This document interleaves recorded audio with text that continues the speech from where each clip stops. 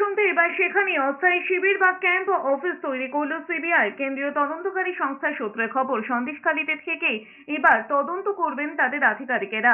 ইতিমধ্যে সিবিআই এর কাছে সন্দেশখালী নিয়ে যে অভিযোগগুলি জমা পড়েছে সেগুলি খতিয়ে দেখার কাজ হবে ওই অস্থায়ী শিবিরে।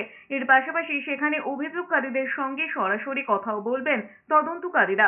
অভিযোগকারীদের সঙ্গে কথা বলার জন্য ইতিমধ্যে কলকাতা সিবিআই দপ্তর থেকে কয়েকজন আধিকারিক সন্দেশখালী পৌঁছে গিয়েছেন। বৃহস্পতিবার এসপি পদমর্যাদার এক আধিকারিকও সন্দেশখালী যান। সিবিআই এর ওই সূত্র মারফত জানা গিয়েছে, ইমেলের মাধ্যমে অভিযোগ জমা নেওয়া বন্ধ করেছে না তারা, তবে গ্রামের মানুষ যাতে সহজেই অভিযোগ জানাতে পারেন তাই সেখানে অস্থায়ী শিবির খোলার সিদ্ধান্ত নিয়েছে তদন্তকারী সংস্থাটি। উল্লেখ্য, সন্দেশখালীতে অধুনা সাসপেন্ড হওয়া তৃণমূল কংগ্রেস নেতা সাদা খান শেখ এবং তাঁর দলবলের বিরুদ্ধে জমি দখল, হেনস্থা এবং নির্যাতনের অভিযোগ তোলেন গ্রামবাসীদের একাংশ।